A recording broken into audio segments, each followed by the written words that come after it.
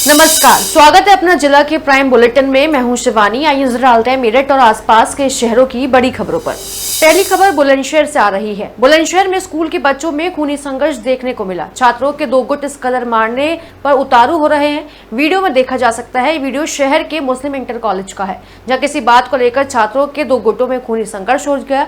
इस दौरान दोनों गुटों में जमकर मारपीट हुई। बताया जा रहा है कि स्टील पंच और नुकीले हथियार से दूसरे पक्ष पर हमला कर दिया गया, जिसमें एक गुट के दो छात्र घायल हो गए हैं, जिनके सर में गंभीर चोटें आई हैं। दोनों घायल छात्रों को इलाज के लिए अस्पताल में भर्ती कराया गया है। वहीं वीडियो वायरल होने के बाद पुलिस हरकत में आई और मामले की जांच की जा रही है। हालांकि अभी विवाद का कारण स्पष्ट नहीं हो सका है। बुलंदशहर के अरनिया थाना क्षेत्र स्थित रनियावाली गांव में एक मजदूर का शव मिलने से सनसनी फैल गई। शुक्रवार सुबह बाजरा के खेत में मजदूर का शव पड़ा मिला।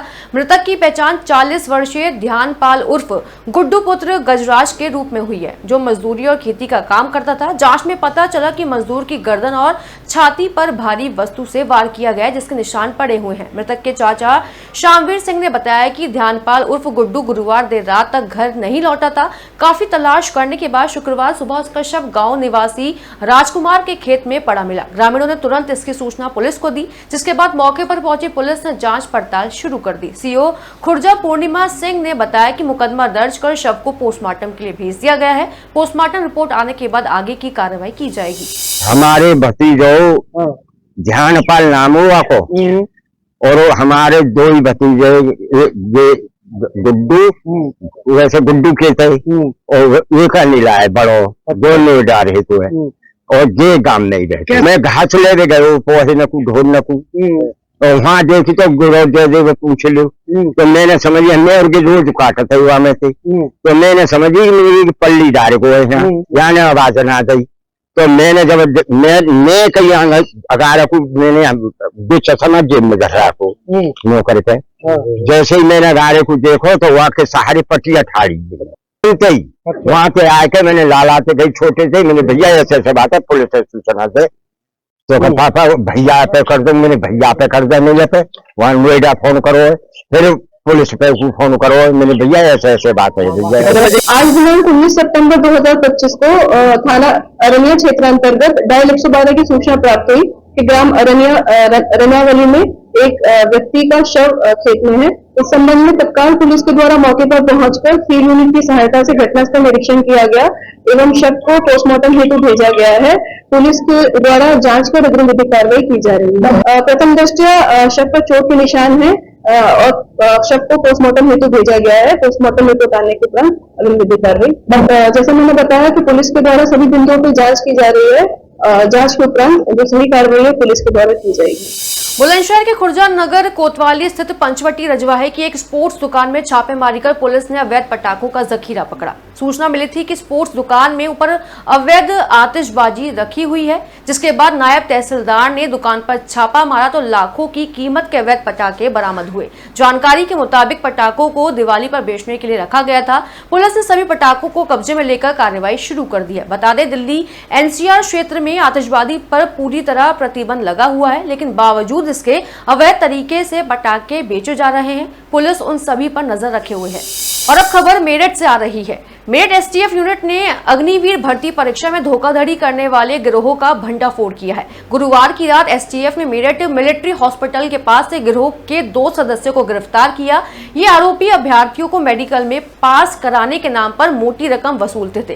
गिरफ्तार किए गए आरोपियों की पहचान मुजफ्फरनगर निवासी नरेश और सचिन के रूप में हुई है। नरेश बिटावदा थाना बुढ़ाना का रहने वाला है, जबकि सचिन कांकरा थाना शाहपुर का निवासी है। एसटीएफ ने आरोपियों के कब्जे से बड़ी मात्रा में संदिग्ध सामग्री बरामद की है। पकड़े गए दोनों आरोपियों के पास से 2 फर्जी army rubber stamp, 2 army admit card, 1 marksheet, अभ्यर्थियों के विवरण से संबंधित 2 हस्तलिखित paper, 2 mobile phone, 1 Alto car और 4000 रुपए नगद शामिल हैं। पुलिस अधिकारियों के अनुसार आरोपी लंबे समय से अभ्यर्थियों को फर्जी तरीके से मेडिकल पास कराने का झांसा देकर ठगी कर रहे थे। एसटीएफ ने बताया कि गिरोह के अन्य सदस्यों की तलाश की जा रही है। इस गिरफ्तारी से युवाओं को गुमराह करने वाले नेटवर्क पर बड़ी चोट लगी है। पकड़े गए आरोपियों के खिलाफ एसटीएफ मेरठ यूनिट ने गंभीर धाराओं में मुकदमा दर्ज कराया है। मेरठ के लोहियानगर थाना क्षेत्र के जलालपुर गांव में दो पक्षों के बीच हुए झगड़े ने खूनी संघर्ष का रूप ले लिया, जहां गांव में जमकर फायरिंग की गई।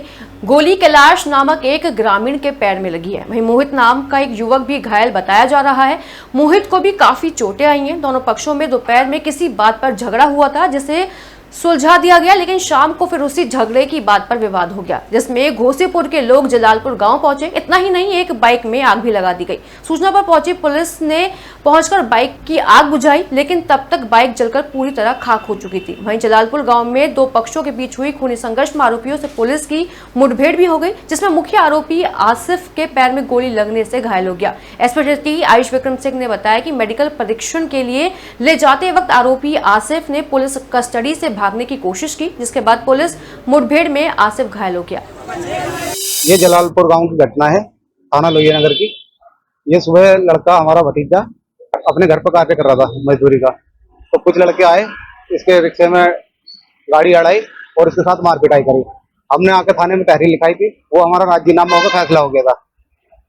और ये अब शाम को लड़का खाना खाकर मंदिर पे बैठा था, कुछ लड़के 15 से 20 लड़के आए, उन्होंने आके इसके लड़के ऊपर फायरिंग करी। आसिफ पुत्र रियाजुद्दीन, ग्राम काजीपुर, और लोहियानगर के 7-8 लड़के और घोसीपुर के लड़के हैं इसके साथ जो गोली चलाने वाले हैं। कल रात्रि 8 बजे के आसपास थाना लोहियानगर में जलालपुर एक गांव पड़ता है। यहाँ पर दो पक्षों के बीच में किसी बात को लेकर कहासुनी हुई थी, जिसके बाद एक पक्ष जिसका नाम आसिफ है, उसने मोहित के ऊपर अपने कुछ दोस्तों के साथ मिलकर फायरिंग की थी।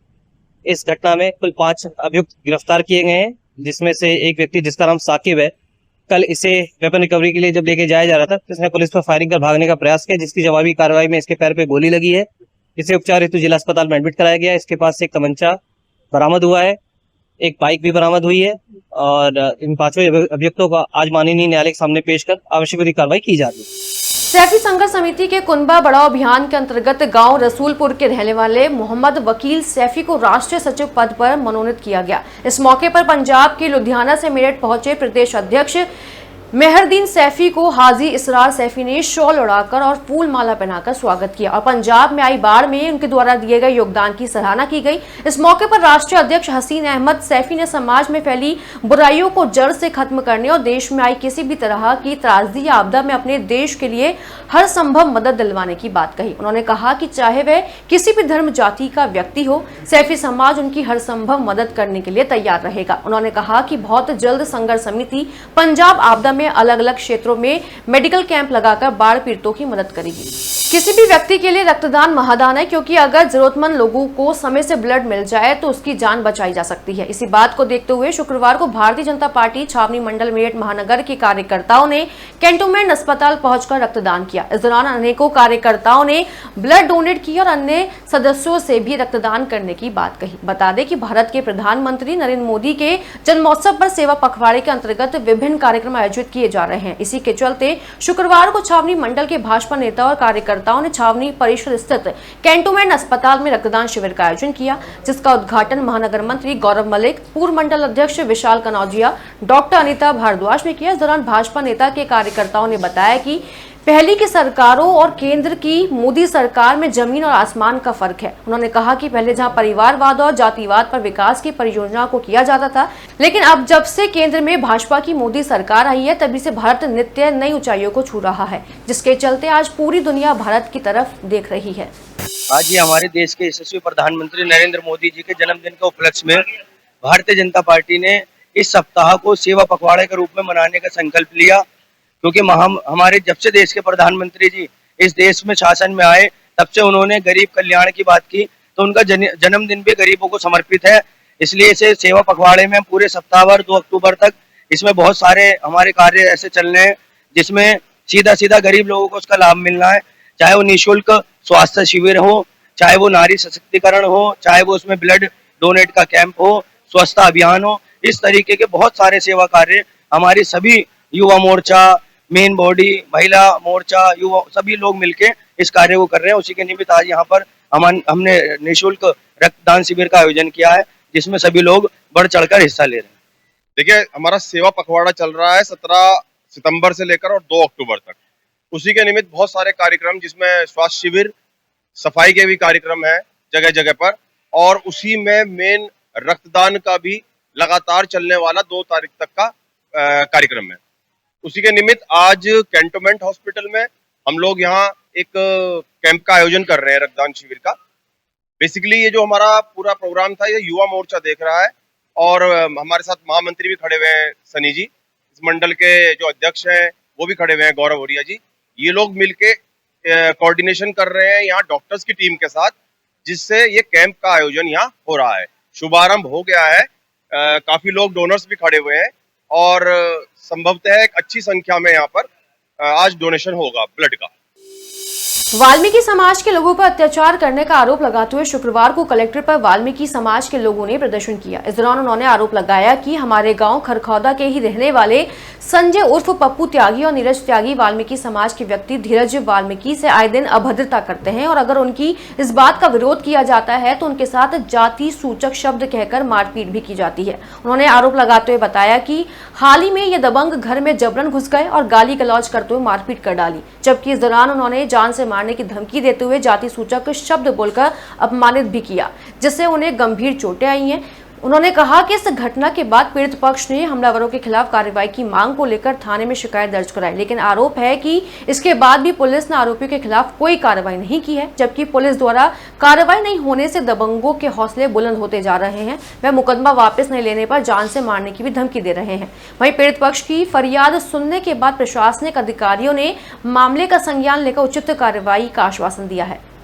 मैं मीडिया बंधुओं के सामने एक बहुत बड़ा खुलासा करता हूं कि आज भी पूरे देश के अंदर नहीं, इस मेरठ के अंदर एक बहुत बड़े स्तर पर जातिवाद, जो जातिवाद है, जातिवाद के आधार पे जो कीड़ा पनप रहा है, उस कीड़े की बदौलत आज यह गरीब मजदूर दलित लोगों को जो शोषण किया जा रहा है।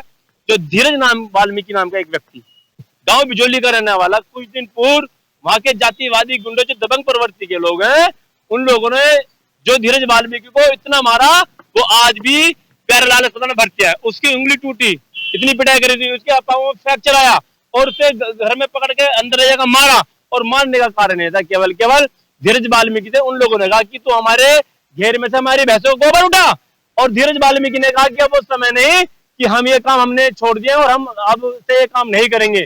जब उन्होंने इस बात का जवाब दिया तो वहां के जो दबंग प्रवृत्ति के लोग हैं, उन लोगों ने धीरज वाल्मीकि को उठाकर अपने घर ले गए और उसकी बहुत बर्बरतापूर्वक पिटाई करी गई।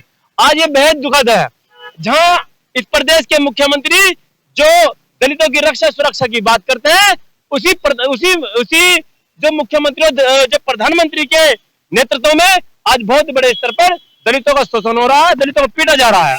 शुक्रवार को समाजवादी पार्टी के कार्यकर्ताओं ने कमिश्नरी और उसके बाद कलेक्ट्रेट पर हल्ला बोल प्रदर्शन किया। इस दौरान उन्होंने बताया कि मेरठ के विधानसभा क्षेत्र सरना के गांव सलावा में दो पक्षों के बीच विवाद होने पर झगड़ा हो गया था, जिस पर पुलिस ने मौके पर पहुंचकर कार्रवाई की और एक पक्ष की तहरीर लेकर दूसरे पक्ष को जेल भेज दिया गया। आरोप है कि जिस पक्ष को जेल भेजा गया, उसी पक्ष के मकान को बुलडोजर से तालाब एवं सरकारी जमीन बताकर तोड़ दिया गया है। इस तरह से मकान तोड़ना निंदनीय है। धरना प्रदर्शन कर रहे कार्यकर्ताओं ने मांग करते हुए कहा कि दूसरे पक्ष के लोगों की बात सुननी चाहिए थी, जबकि सिर्फ मुस्लिम होने के आधार पर एक पक्षीय कार्रवाई की गई है। उन्होंने कहा कि यह भी सुनिश्चित किया जाए कि क्या उस गांव में तालाब सरकारी जमीन पर सिर्फ इन लोगों के मकान बने हुए थे, जबकि गांव सलावा में मौजूद तालाब की पूरी पैमाइश होनी चाहिए और सलावा का तालाब या अन्य सरकारी जमीन पर किसी का अतिक्रमण है तो पूरी तरह से कब्जा मुक्त किया जाए, जबकि एक तरफीय कार्रवाई या सिर्फ एक पक्ष को मुसलमान होने के कारण उस पर कार्रवाई करना अनुचित है। कोई भी कार्रवाई सिर्फ हिंदू मुस्लिम करने के लिए उचित नहीं है। धर्म के भेद के आधार पर कार्रवाई करना सरासर गलत है। इसलिए समाजवादी पार्टी ने मांग की है कि उक्त प्रकरण पर न्याय संगत एवं निष्पक्ष कार्रवाई होनी चाहिए। ये विषय आज बहुत संवेदनशील है।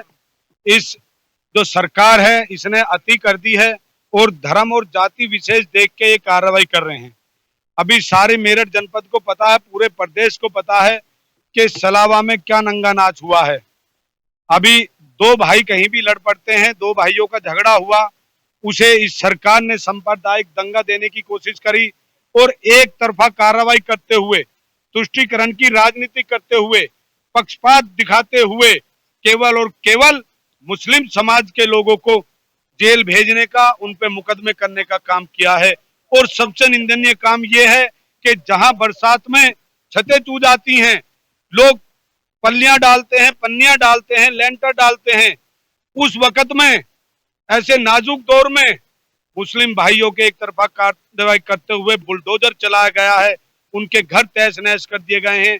आज पूरी समाजवादी, जनपद समाजवादी, महानगर समाजवादी, मेरे समस्त फ्रंटल पदाधिकारी कार्यकर्तागण, हम समाजवादी के बैनर तले आज इस सरकार से न्याय की और इंसाफ की मांग करते हैं कि अगर तालाब होने के कारण उनके मकान तोड़े गए हैं तो पूरे जिले में जहां भी तालाब है उनकी पैमाइश कराई जाए। जो भी जिस समाज या धर्म का है उनके जो अवैध कब्जे हैं सबके समाप्त करे जाएं। सरकार हठधर्मिता दिखाते हुए एक पक्ष कार्रवाई न करे। हम सरकार से न्याय की और इंसाफ। शुक्रवार को मेरठ के सर्किट हाउस में भारतीय जनता युवा मोर्चा की प्रेस वार्ता हुई। इस दौरान भाजपा महानगर अध्यक्ष विवेक रस्तोगी ने बताया कि देश के प्रधानमंत्री नरेंद्र मोदी के जन्म दिवस के उपलक्ष्य में आगामी 21 सितंबर को नमो युवा रन मैराथन का आयोजन किया जा रहा है। इस मैराथन का उद्घाटन भाजपा संगठन मंत्री धर्मपाल करेंगे। वहीं युवा मोर्चा पश्चिमी क्षेत्रीय अध्यक्ष मुखविंदर सोम ने जानकारी दी कि यह नमो युवा रन मैराथन भारत के 100 स्थानों पर एक साथ आयोजित होगी, जिसमें लाखों युवा भागीदारी करेंगे। महानगर युवा मोर्चा अध्यक्ष अंकुर कुशवाहा ने बताया कि मेरठ के युवाओं ने ऑनलाइन रजिस्ट्रेशन किया गया है और मैराथन 5 किलोमीटर की होगी। उन्होंने बताया कि सुबह 6 बजे ये marathon Kailash Prakash sports stadium से प्रारंभ होकर MDA ऑफिस अंबेडकर चौराहे, नेहरू नगर रोड, मेरठ कॉलेज होते हुए कैलाश प्रकाश स्टेडियम पर समाप्त होगी। प्रथम स्थान पर आने वाले प्रतिभागी को पुरस्कार दिया जाएगा तथा सभी प्रतिभागियों को मुफ्त टी-शर्ट वितरित की जाएगी। युवा मोर्चा बहुत पहले से इस काम को करता आया है और हम युवा मोर्चा के माध्यम से ऐसे युवाओं को जो इस गर्त में फंस सकते हैं उन्हें संकल्प दिलाने का काम करेंगे। युवा मोर्चा तो पूर्व से ही दृढ़ संकल्पित है। फर्स्ट, सेकंड, थर्ड, प्रथम, द्वितीय और तृतीय जो हम देंगे, 2 कॉन्सुलेशन प्राइज भी देंगे, एक सर्टिफिकेट भी हम देंगे। उसके अंतर्गत यहाँ नहीं पूरे उत्तर प्रदेश को मिलने वाली है। ऐसा मांग की आवश्यकता नहीं है। जब स्पोर्ट्स यूनिवर्सिटी दी है तो निश्चित रूप से एक पहले अलाइनमेंट इसमें चला हुआ है। आपने देखा होगा कंकरखेड़ा सरदना रोड से आगे जोड़ने का, मेट्रो का। और जब स्पोर्ट्स यूनिवर्सिटी जैसी जब चीज आई है और मिली है, निश्चित रूप से कुछ ना कुछ वहां मेट्रो से रिलेटेड होगा।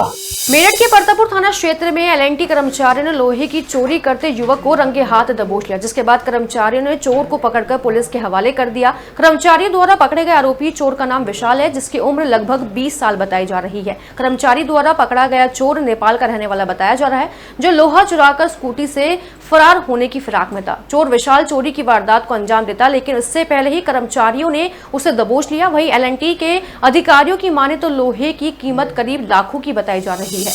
चोरी की घटना तो आपने अक्सर देखी होगी, अंदर घरों में, गलियों में, लेकिन मेरठ में एक ऐसी चोरी की वारदात को चोरों ने अंजाम दिया, जिसके 50 से 100 मीटर के दायरे में 3 पुलिस चौकी आती हैं। उन्हीं पुलिस चौकी के अंतर्गत एक सीमेंट और लोहे की दुकान चलाने वाले मोबिन सैफी की दुकान में चोरों के द्वारा 60,000 रुपए की नकदी और सीमेंट के पदार्थ चोरी कर लिए गए। दुकान मालिक को इसकी सूचना तब पड़ी जब सुबह हर रोज की तरह दुकान खोलने आए तो देखा कि अंदर दुकान का सामान बिखरा हुआ पड़ा था और उसके गल्ले का ताला भी टूटा हुआ था। मौके पर पहुंची नौचंदी पुलिस ने पूरे मामले की छानबीन की और कैमरे चेक किए। पीड़ित का कहना है कि अब से पूर्व भी यहां चोरी हो चुकी है। चोरों को पुलिस का जरा सा भी खौफ नहीं है। 3 पुलिस चौकी होने के बावजूद राह चलते हापुड़ रोड पर इतनी बड़ी चोरी की घटना को अंजाम दिया गया। रात चोरी करके ले गए सारे। ये स्टील सीमेंट की दुकान है, पिछले साल भी चोरी हुई थी। यहाँ शटर का ताला तोड़ के सब निकाल के ले गए थे और रात फिर ऐसे ही हुआ। रोज की तरह कल शाम बंद करके सुबह के खोल के देखा तो ये सारा जो उठा के ले गए, लोहे के बंडल ले गए, कैश ले गए, केमिकल की कैन। चौकी है, चौकी 50 मीटर की, 50 मीटर की नहीं है यहाँ से चौकी, पीछे 100 मीटर पीछे होगी कैलाशपुरी चौकी, 200 मीटर लिसाड़ी गेट चौकी है, लगभग 60,000 रुपये। मेरठ के चौधरी चरण सिंह विश्वविद्यालय के कुलपति और अन्य 2 लोगों के खिलाफ शहर के प्रमुख चौराहों और शहर के प्रमुख सड़कों पर लगे पोस्टरों में लिखा है, भ्रष्ट कुलपति हटाओ, विश्वविद्यालय बचाओ।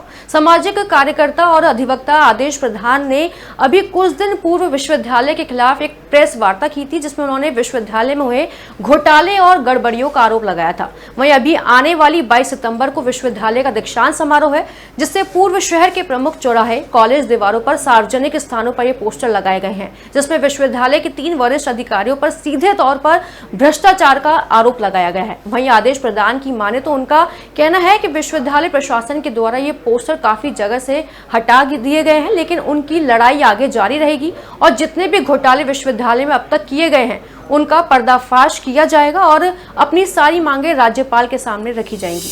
मेरठ के अजाड़ा क्षेत्र में उस समय हड़कंप मच गया जब हापुड़ के ग्राम पैट में कई दिनों से लापता एक युवती का शव कुएं से बरामद हुआ। मृतका की पहचान इंतजार फिद्दा अजाड़ा के निवासी की बेटी के रूप में हुई है, जिसकी शादी ग्राम पैट में हुई थी। पुलिस ने मामले में कार्रवाई करते हुए जांच शुरू की।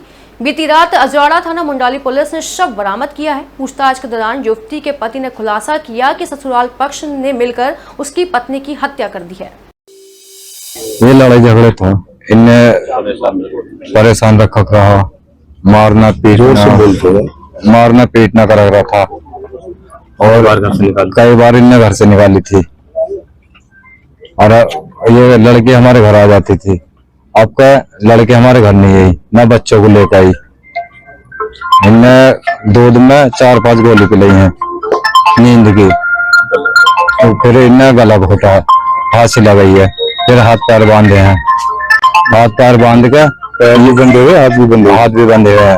ये फिर फेंका है मयूरी में लेकर। घटना इसके घर वाले ने मारी है और परिवार में सास ने, ससुर ने और 2 देवर हैं, एक इसका मालिक है। क्या वजह के इसको महिला थाने से भेजी थी वो करके 1 महीना पहले, फिर इसका फोन भी छीन लिया। 15 साल शादी इसके बीच में झगड़ा हुआ, कमावा हानि कुछ, 4 बच्चे, 3 लड़की 1 लड़का। नदी उसकी लड़की, उसने जो पति था उसका लड़की का, उसने सूचना दी अपनी सास को कि तुम्हारी लड़की किसी के साथ भाग गई ऐसा करके। फिर जो अब मरने की जो सूचना दी वो दिए मुनकाद ने, सनोब शकूर है उसकी। ये बैठ में मिली कुएं में, बोरी में बंद ही, ऊपर से मट्टी पड़ी हुई। श्री सनातन धर्म रक्षणी सभा मेरठ शहर के द्वारा रामलीला कमेटी मेरठ द्वारा शुक्रवार को भव्य शिव बारात निकाली गई, जिसमें एमएलसी अश्वनी त्यागी और महानगर अध्यक्ष विवेक रस्तोगी ने उद्घाटन किया। शहर रामलीला के पदाधिकारियों समेत और पूर्व महानगर अध्यक्ष मुकेश सिंघल भी शामिल हुए। कई वर्षों से शहर रामलीला की शिव बारात का स्वागत शहर के गणमान्य व्यक्ति करते हैं और पुराने मेरठ के विभिन्न स्थानों से ये बारात निकलती है। शिव बारात के आयोजन के अवसर पर सुरक्षा के चाक चौबंद इंतजाम किए गए। शिव बारात के ये संयोजक दीपक शर्मा ने बताया कि शिव बारात के साथ शहर रामलीला का आयोजन शुरू हो जाता है। इस शिव बारात में विभिन्न राज्यों के कई बंदों ने शिरकत की कि संयोजक अनिल गोल्डी समेत सभी लोगों का सहयोग होता है। आज शहर रामलीला कमेटी के तत्वाधान में निकलने वाली भगवान भोलेनाथ की भव्य शिव बारात आप देख रहे हैं गाजे बाजों के साथ। महादेव देवादिदेव आज नंदी महाराज पर सवार होकर शहर का भ्रमण करेंगे। भोलेनाथ आज भक्तों को आशीर्वाद देंगे और इसके अंदर इस शोभा यात्रा में शहर के विभिन्न प्रदेशों के बैंड बुलाए गए हैं। गुड़गांव का बालाजी बैंड है, दिल्ली का कमल बैंड है, शंकर बैंड नरेला का है, आगरा से इसमें जगदीश बैंड है। बहुत सुंदर सुंदर झांकियों के साथ ये शोभा यात्रा प्रारंभ होगी।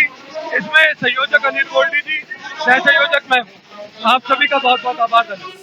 मुख्यमंत्री योगी आदित्यनाथ के आदेश के बाद भी ग्रामीण क्षेत्र के थानों में महिलाओं के साथ लगातार दुर्व्यवहार हो रहा है। मंसूरपुर थाना क्षेत्र की एक घटना सामने आई है, जिसमें उस क्षेत्र के सीओ इंस्पेक्टर समेत सिपाही का महिला के साथ व्यवहार लगातार सोशल मीडिया पर ट्रेंड कर रहा है। मेरठ के परतापुर के घाट गांव की रहने वाली महिला को मंसूरपुर के गांव में लगातार ससुराल वाले प्रताड़ित कर रहे थे। किसी तरीके से छूटकर जब वह थाने पर पहुंची तो थाने वालों ने उसे भी कारण समझकर 10 का नोट दिया और सीओ इंस्पेक्टर ने अपशब्द का प्रयोग किया। वैसे तो हम इस सोशल मीडिया पर वायरल हुई वीडियो की पुष्टि नहीं करते हैं, लेकिन महिलाओं के साथ पुलिस का यह व्यवहार लगातार योगी सरकार की नीतियों को पलीता लगा रहा है। बहस नहीं करते बुला लेते हैं अभी। अरे तो कोई एहसान नहीं कर रहे हो 5 बजे भाई आप आए हैं। अच्छा क्या हो गया? अरे खुद नहीं सीओ साहब, कहाँ घूम रहे हो इतनी रात? अरे एक बच्ची आई थी 5 बजे थाने में, उसको ससुरालियों ने मार पीट कर भगा दिया। यहाँ से आई वो 10 रुपए किसी सिपाही ने दिए, भगा दिया, लो जाओ। अब वो परिवारजन आई 9 बजे, 9 बजे से अभी तक वहाँ बैठी हो गई। बुलवा लेंगे, महिला कांस्टेबल है, बुला लो भाई, उनसे बात कर लो, बयान ले लो, चोट देख लो। उसकी मतलब जो उसकी हालत मतलब आपका हम लोग गए जी, हम 5 बजे से हमारी लड़की 5 बजे से पड़ी है, मार पीट कर खदेड़ दी। मेरे ससुराल में मारते पीटते हैं, रोटी भी नहीं देते, कमरे में बंद रखते हैं।